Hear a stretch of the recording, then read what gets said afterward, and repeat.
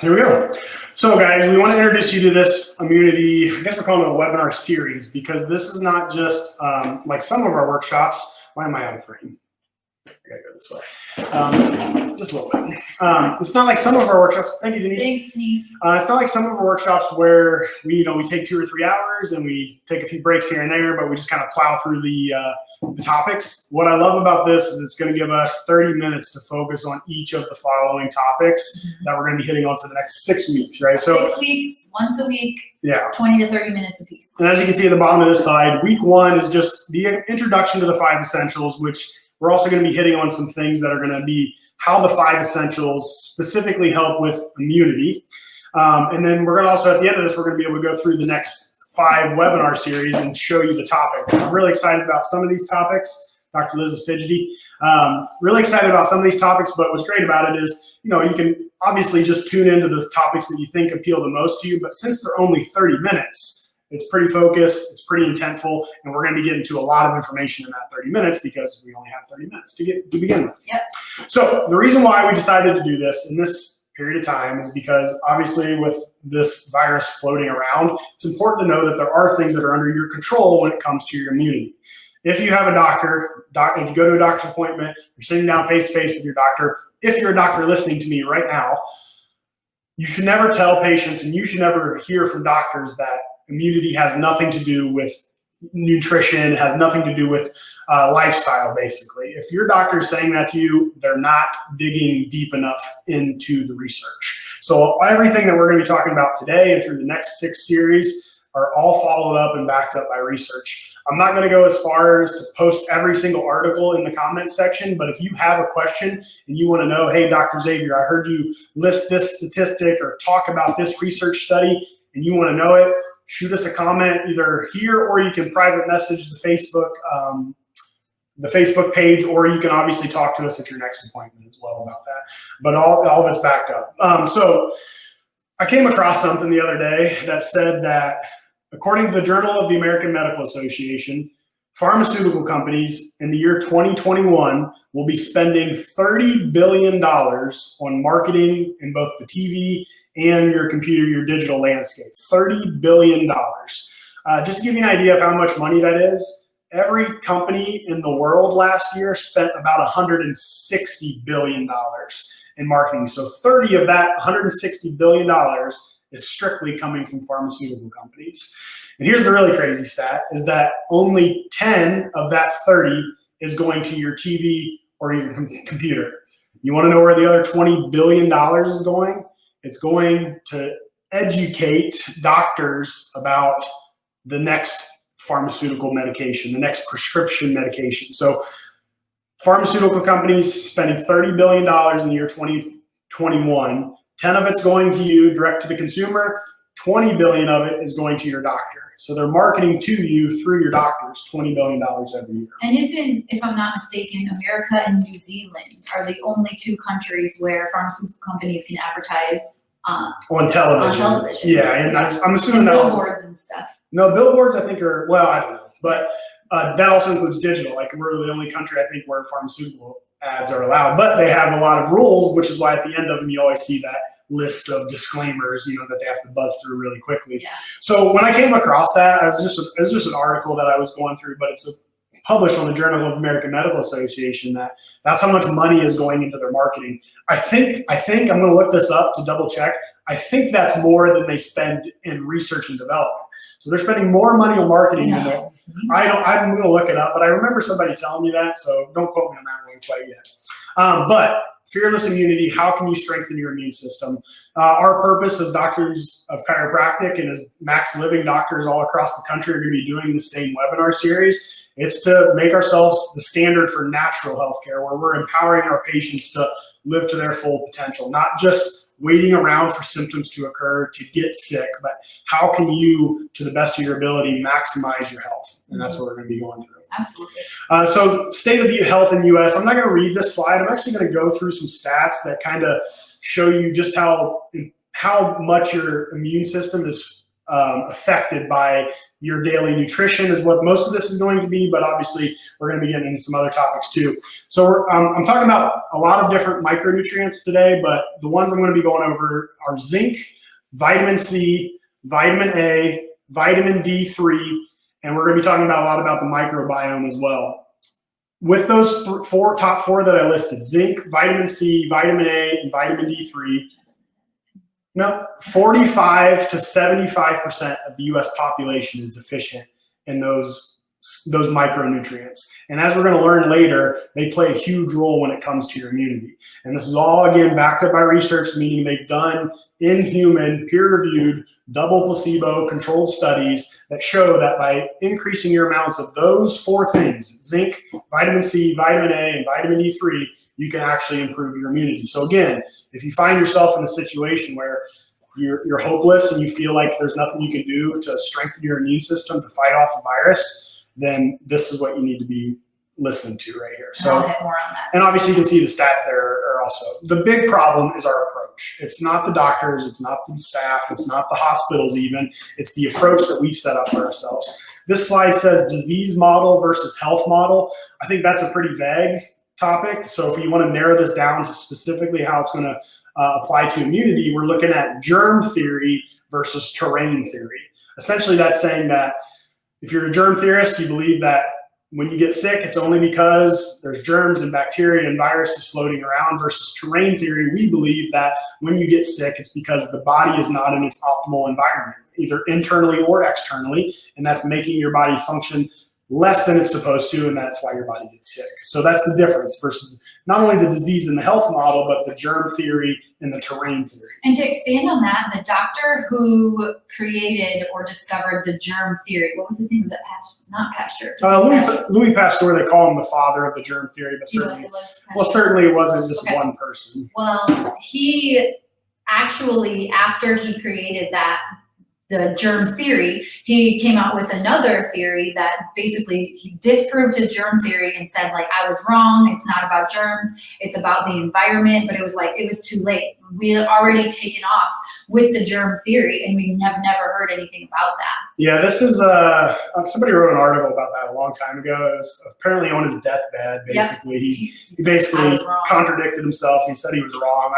How much that's true, I don't know, but there's plenty of research that backs up the sense that you're exposed to these germs. You're exposed to the virus. I'm going to keep saying the virus because I don't want to say the word because I don't want to give it power. But you're exposed to this virus. You're exposed to all viruses. You've probably been exposed to it. It's just a matter of, is your terrain, is your environment strong enough to fight it off? So does the disease model work? That's the next question you have to ask yourself. If you're struggling with this, the germ theory versus the terrain theory, or the disease model versus the health model, just ask yourself a simple question. Does the current model that we've been employing here in the United States for the last 50 years at least, does it work? And if you look at the rates of heart disease, if you look at the rates of cancer, if you look at the rates of diabetes, if you look at the rates of suicide and depression even, by just treating the symptoms, are we getting healthier or are we getting sicker? And I think statistically speaking, you can look at it and say we're getting sicker as a country. And I'm going to hit more on that as to what's destroying our immune system and what is causing us to get sicker and sicker. But here's the thing is, your body can fight off germs if you strengthen your environment. And that's what the 5 essentials are. Yeah. And it's not only is not effective, but look, it's costing you more money as well. So you can look up some of those. Yeah, either you're paid to invest in your health now or you're paid for it later in the hospital. It's as simple as that. Yep. All right, so yeah, you got to learn the truth. Obviously, truth is how you interpret everything that we're going to be teaching you. And again, that's why I like to come with it from the sense that everything we're going to be talking about, whether it's a stat or a research article or any of the topics that you see in here, there's research to back it up. So if you ever have any questions about that, or if you need to understand that better so you can not only learn it from us, but accept it as your truth, then let us know how we can help with that. And I just want to challenge everyone who's listening and everyone everyone basically. I want to challenge your critical thinking. Like, I want you to take emotion out of all of the decisions that you're making. Take emotion out of what's being thrown into your face, what's being blasted in your face, what is happening in the world right now. I want you to take the emotion out of it and critically think at what is happening, look around at the numbers, do your research from all facets of things. Obviously, Dr. Xavier and I sit way over here. You don't have to sit way over there with us. You can be somewhere in the middle, but you get to make that decision. So learn all of the truth, dig deep. I mean, it's really not, you don't even have to dig deep. It's right there in front of us. So seek truth in everything that you do, in every decision that you make, especially regarding your health. Yeah, Joe, I'm happy you're on. So the steps we're going to be going over later, and as Dr. Liz is going to start off, is how can you improve your health so you're not only, again, saving yourself from that disease model where you're waiting around for symptoms to occur, but so you can improve your health so that, it does save you money and it saves you time and it gives you a higher quality of life in the long run. Mm-hmm. So the health model essentially is the exact opposite of the disease model. We talked about the disease model and how its approach is just to mask the symptoms. The health model, or the terrain theory, is to strengthen the body to deal with the environment that it's placed upon and not wait around for symptoms, but instead to focus on how your body functions day in and day out. And there are things like those 4 things I've already hit on, zinc, vitamin C, vitamin A, and vitamin D3, that we know help your body exponentially function better. So whether and adjustments and the things we're going to be talking about today too, we're going to be getting into all that. But like I said, it's the health model of looking at function instead of symptoms. Mm-hmm. So the 5 essentials, to break them down, the first one, we got these symbols up here. Somebody says they kind of look like the PlayStation symbols, which I can relate to. Dr. Liz probably can't relate to. But the first one's core chiropractic, followed by nutrition. Mindset's number 3, oxygen and exercise, and of course, minimizing toxins at the end. And we're going to talk about all 5 of those today in some way, shape, or form, but it always starts with core chiropractic first. Just like the health model and the terrain theory propose, your health is determined by the strength of your body to deal with its environment. I feel like we need to say that again. The health model and the terrain theory is all based upon the premise that you need to strengthen your body to deal with the environment or the terrain that you put it in. And that is the center of what chiropractic does, because the only way that your body reacts with the environment that it puts itself into, is through the nervous system. Think about this. In order for you to visually see anything, your eyes are what we think of when we think of vision, but how do you interpret that data? Well, it's through the brain and through the nervous system. If you're intaking food and putting into your body, what tells those nutrients where to go so that they can be used properly? Well, it's the nervous system. If your skin is getting burnt on the stovetop, what tells you to take your hand away from it? It's not the skin, it's the nervous system. So the nervous system is the most important thing that your body can do to react with your environment better. And that includes the immune system. So we'll talk about that. Yeah. So oftentimes, to piggyback on that, I'll see people financially, they have to choose between their supplements and their chiropractic care. And when I see them choose supplements, that's just boggling to me, because if your body cannot digest and absorb those supplements in your body via your nervous system, then they're not going to be effective. Your nervous system controls everything, all aspects of your healing. And essentially, so we're talking about strengthening your environment. Core chiropractic is number 1 to that. This is what the 5 essentials are designed to do, is strengthen your environment so that you can be healthy and so that you can feel good. Because do you think a healthy person is going to feel good? Yes. 9 times out of 10, if you're healthy, you're going to feel good too, right? Okay. And this is another thing. This is huge right now. And I think majority of our practice members are in the same mindset of us.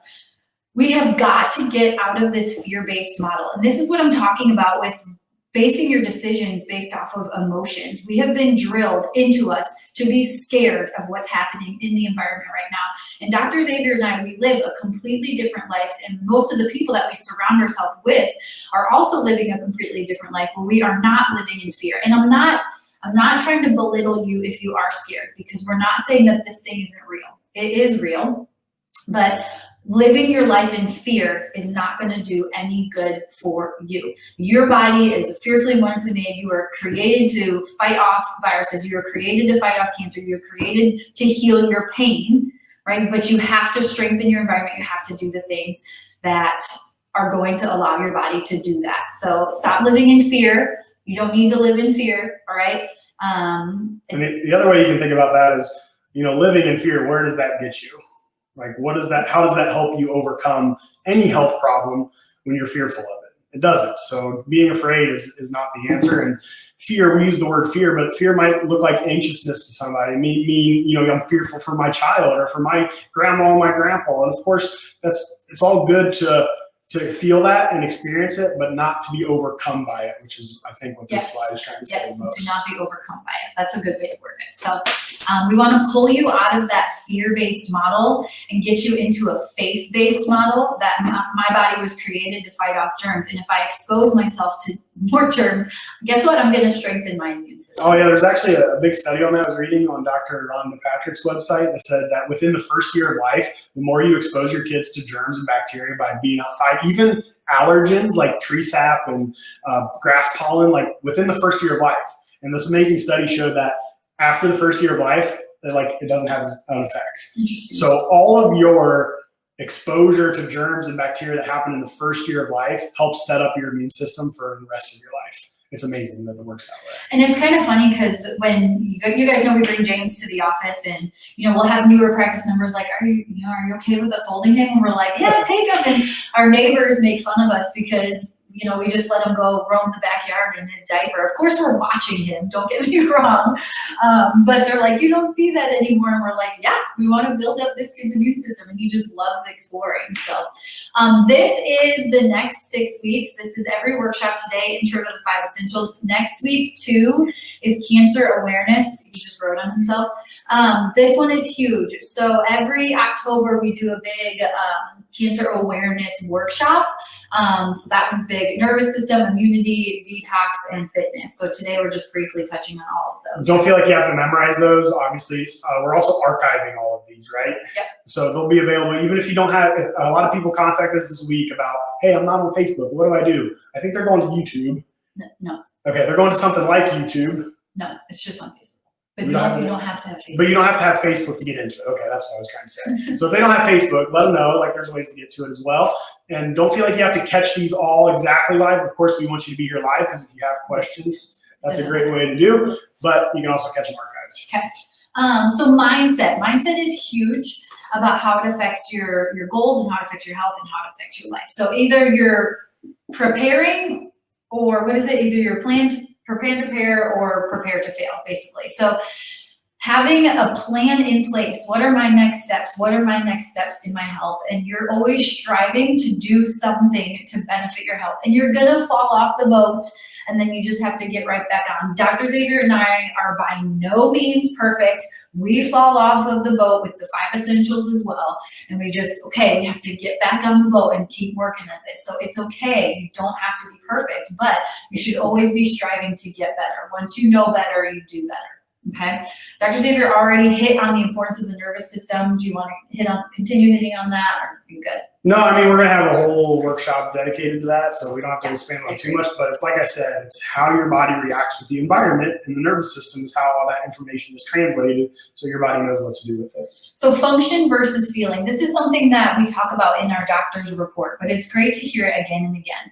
So many of us, when we wake up in the morning, we judge our health based off of how we feel. But that is a very poor way to determine our health because unfortunately, we know someone who feels great and then they have a heart attack, or we know someone who feels great and then they get a cancer diagnosis. So anytime your body expresses any kind of a symptom, or we like to call them expressions of health, if you don't have energy, if you're not sleeping great, if you're constipated, if you have reflux, if you have pain, your body is communicating with you. And the answer is not to cover that up with the medication, but the answer is to think, okay, what's my body trying to communicate with me? Why do I keep getting sick? Why does this back pain keep coming back? Why do these headaches keep coming back? Why are my menstrual cramps terrible, right? The answer is your body's talking with you and you need to find out what's wrong and you need to help support your body, okay? So if your body is functioning at 100%, you think you're going to feel 100%. Yes. All right. So you're judging your health based off of function, not feeling. That's a huge concept that I see need to change. I had someone come in yesterday with her daughter and I said, you need to get your spine checked. And she said, I have 0 back pain or neck pain or anything like that. And I said, well, it's not about your pain. It's about your health. Your spine controls everything. Do you get that? And I'm not sure she did. But if you just stop and think about it for a second, what is telling my body to heal? What's telling my body to heal my sprained ankle? Your brain and your spinal cord are. So if For your body to be healthy, you have to have clear lines in that communication. Okay, next essential is a poor diet. So this is a major, major source of interference within the body. So what are the things that subluxate our spine? Our spine is constantly subluxating. Diet is a huge part of that. So thoughts, traumas, toxins, stress. Guess what? Stress subluxates your spine. So who do you think can handle Stress better? Yeah, who do you think can handle stress better? Someone who's eating well and getting adjusted, or someone who's eating junk, their spine is subluxated, their body is trying so hard to process all of this junk that they're eating. Think of your body as an efficiency machine, and the more things you're doing to make it inefficient, the worse your body's going to handle something simple like stress. Stress is part of life. You can't get rid of the mental or emotional side of stress, but you can get rid of the physical response to it. And if you're eating McDonald's every day and not getting enough micronutrients in your system, you're going to handle that stress very poorly. It's going to affect your sleep. It's going to affect your energy levels. It's going to affect your sex life, your drive. It's going to affect everything. Pain, of course. Cortisol affects pain. It's all proven in the research, and nutrition's a big part of that. Yeah. So the things that you're going to need to watch out for. So obviously we're going to hit on this in further detail, but you need to make sure that you're eating God-made food versus food by man. All right. So nutrition, people tend to overcomplicate it. They think, okay, I need to count all of my calories. Well, no, you need to focus on the quality of the food that you're eating rather than the calories. There's confusion as to, okay, should I follow my macros? What should I do? But the simplest thing is focus on eating food made by God, right? And then also trends have changed. Like keto was I think it's still pretty popular. I'm not going to say that we're pro keto. I mean, a lot of times keto for people means, oh yeah, I still go to McDonald's, I just don't get the bun. Like that's not eating healthy, even if you're keto. Or a lot of times keto is just a ton of dairy. Well, that's not going to be healthy for you. Yeah, a lot of proteins or something like that. So we're not necessarily pro keto, and then it's, for a while there, it was, well, don't eat fat because fat makes you fat. Well, that research is old, right? They know that healthy fats are what your body needs to burn fat. It's what your cells need to heal is healthy fats, right? So making sure that you're getting those, that's how you're going to burn fat for fuel as well. So the biggest thing is just thinking, okay, is this a food made by God? Yes. Okay, that's the simplest thing that you can do for eating. Instead of eating processed foods. Another thing is just focusing on the ingredients of your food instead of focusing on the ingredients. So you're counting the chemicals, not the calories. Ignore that nutrition chart, okay, and focus on that ingredient section. Okay, so this is more so toxicity in my opinion than nutrition, but BPA, that's what's in plastic. So if you're storing your food in plastic, if you're drinking water out of a plastic water bottle, you are clogging up your cells, you're making them toxic. That's holding on to your weight, right? That belly fat that you have. This is also linked to breast cancer. So making sure that you're drinking out of glass or storing your food in glass or stainless steel, that's huge. Artificial colors, this is huge with kids even, especially. So many kids with behavioral issues, if you cut out red dye number 5 and blue dye, you have a different child on your hands. Yellow dye number 5 is linked to childhood asthma, right? So all of these dyes within our foods, they cause a neurological response, okay? So making sure that you're not eating any dyes. Artificial sweeteners, I think everybody knows this by now. Your Splenda, your sucralose, your NutraSweet, that's giving you cancer. Stop. It's simple. It's an easy switch. Switch to stevia, or don't have any sweeteners at all, or monk fruit. We haven't heard anything bad about monk fruit yet. We'll let you know when we do, because things always change, right? Your nitrites. So your nitrites, they're what make your deli meat that have that pretty pink color, right? The fish that you buy. Next slide. The farm-raised fish, for example, I'll get on the next one. So when you go to the restaurant, they're like, oh yeah, this fish is farm-raised, and they say it like it's a great thing. Well, what they're feeding the farm-raised fish is corn, right? Genetically modified corn. You think fish were made to eat corn? No, okay? So then they die and they're sick, but they need to make them pretty pink color, so they put it in your meats and your nitrates. So what about honey? That is still going to, we got a question as it relates to artificial sweeteners. Documentary on Netflix talks about that. Honey is still going to raise your glycemic levels. However, that is a food made by God, right? So if we're talking about just making the simple switch to God-made foods, that's going to be a much better alternative. Now, if we're telling you that you need to decrease your sugars and detox from sugar, honey isn't going to be a good option. But I will say that we do eat honey because we tend to follow the God-made food rule more than anything else. Make sure you're buying real honey though. Like, oh, for sure. There's so many synthetic honeys out there, you wouldn't believe it. There's actually like a really cool test you can do with water to make sure it's real and not fake stuff. Because actual honey, like when you put it in water, it reacts with it a certain way. I don't know. It's on. I'll have to look it up and maybe post a video about it. But make sure you're not buying the synthetic stuff. So obviously buying local is great. Buying directly from the farmers. Yeah, that's the way to do it. Yeah, that's an excellent point. So whatever you're getting from Kroger and Costco, that's like not even honey. The little bear-shaped jug, I don't think that's actual honey. So nitrates, you want to make sure that the meats that you're getting, the fish that you're getting is nitrate free. That's so important. Glyphosate, that's genetically modified foods.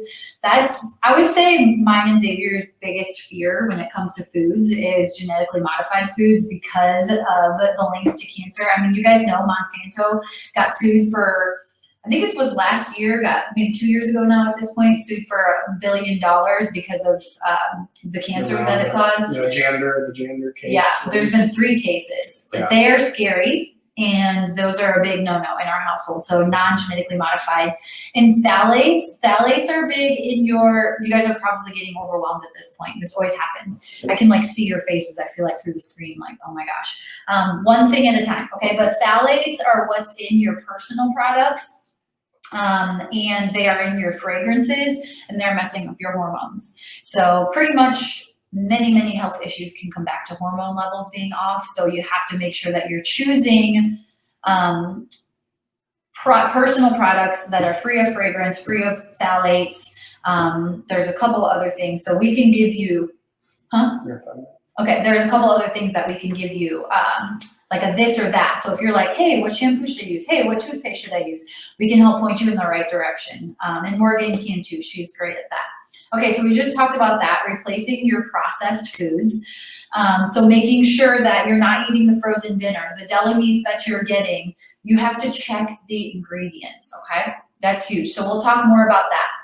And then of course your daily essentials. Did you want to hit on your supplements? Because this is what's in these daily essentials. Yeah, so I talked a little bit about zinc, vitamin C, vitamin A, and vitamin D3. I just wanted to go through some research to show you how they affect your immune system. So I'm not going to spend a lot of time talking about this, but zinc increases cytokines in your T cells. That is directly making your T cells function better to fight off and signal to fight off those viruses better. Vitamin C is obviously a very potent antioxidant, but it decreases DNA damage. And I want you to think about DNA damage for a second. What is the big fear with viruses? Is that they replicate by damaging your DNA inside of each cell. So if you take vitamin C, you can decrease that DNA damage, even if you were to get exposed to a virus. Does the type of vitamin C matter? I'm sure it does. I'm not going to get into that, though. I'm sure we can talk about that another time. Okay. It increases the number and the health of the T cells, meaning it triggers a stronger immune response when your body is exposed to the virus. So zinc increases the cytokines. Vitamin C, like I said, helps with the T cells. Vitamin A is very important for your gut barrier. You hear us talking all the time about having a good microbiome in the gut, which I'll talk about here in a second. But vitamin A is what keeps that cellular layer healthy. And remember, 70% of your immune system is in your gut because it's the first line of defense for so many exposures to those bacteria and viruses. It also helps, a deficiency in vitamin A decreases your natural killer cells. Natural killer cells are the cells that come in and fight off cancer even, not just viruses, but cancer. And you've heard a lot about this HPV vaccine for the 13 and 14-year-old kids. They think that the virus causes the cancer, which I'm still not sold on that. But even if it did, the reason why there might be a connection between these viruses and these cancers is because of these natural killer cells. There's a deficiency in them. So vitamin A helps get your natural killer cell counts up.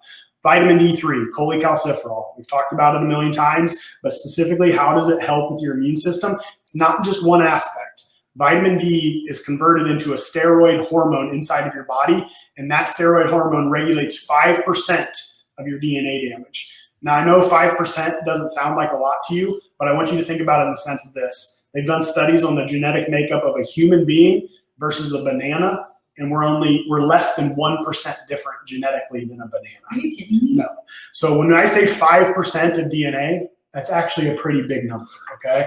Are you serious? Yeah, 98% of the population is deficient in vitamin D, 50% worse. When you're deficient in it, it leads to a 50% worse reaction to a respiratory infection. Does that sound familiar lately? Vitamin D activates the early antiviral response as well. So if you want to avoid getting sick, it helps stimulate the cells that kill the virus before you even get the symptoms, okay? So those are zinc, vitamin C, vitamin A, and vitamin D3. It's a very quick synopsis on it because I wanted to give you guys something to kind of go off of today when it comes to nutrition. But obviously, we have a whole nother workshop dedicated to just solely nutrition. Okay, so I just want to talk on this bucket theory, or you want to talk on this bucket theory of toxicity super quick. Okay, he said no. I do, but it's my slide, but I was just curious why you were. I want you to talk. Okay, so the bucket theory is very simple. You have a bucket, right? That is your body. The fuller it gets, the more toxicity it builds. You don't start feeling symptoms just because you get exposed to a little bit of toxicity in your food or a little bit in your personal care products. You get symptoms when the bucket is starting to overflow. The body doesn't function long before you feel the symptoms. The symptoms, I mean, they can be anything under the sun. You're seeing a couple of them up there on those are more of like what I'd call immune response reactions to this. But you can have subtle symptoms start, but it's not until the rat theory. Yeah, I'll talk about that in a second. But the bucket theory says that you don't get the symptoms until it's overflowing. So don't wait around for the symptoms is essentially what this slide is supposed to say. And then Dr. Liz just asked me to talk about the rat really theory. Cool. Think about your body. Think about a room in your house. If you were to take a big smelly garbage can full of all of your waste products from the week before and put it in the middle of a room, eventually rats are going to start building up around that waste container to pick from the stuff you left behind. So medical doctors will look at that and say, well, the problem is the rats. Let's eradicate the rats. Let's stab the rats with drugs. Let's inject them with vaccines. Let's get rid of the rats, whatever we do. But what we look at, we say, well, if we don't remove that garbage can, those rats are just going to keep coming back over and over again. And that's kind of the difference between. So much sense. Again, that's the difference between germ theory and terrain theory. You got to create the environment that's going to help your body thrive. So don't wait for your bucket to get overflowed with these toxins. Okay. We don't have a chance to hit on oxygen exercise. I think there's going to be I think there's a whole presentation on it. I've got a lot of cool stuff to talk about, how exercise affects your immune response to things. So it is essential. The type, it does matter. We'll get into it. Don't worry. Next week, strengthen your natural defenses. This is the cancer one. This is going to be the one everybody wants to hear about because it is it's a buzzworthy topic because it is one of those things that it's easy to become overcome by fear with this. Don't let yourself be one of those people. Educate yourself as much as you possibly can on why beepers going off right now. It's saying too late. But cancer, don't be afraid of it. Know how to prevent it. And obviously, not only prevent it, but once you have it, what you can do to help build your immune system back up. So 30 minutes goes by really quick. We actually went a little over 37 minutes. So this is what it's going to be like. We're going to try to get as much information as you can. Again, this one was kind of the intro to the 5 essentials. So starting next week, we're going to get very specific, very detail oriented with cancer. Okay, thanks for tuning in. We love you guys. See ya.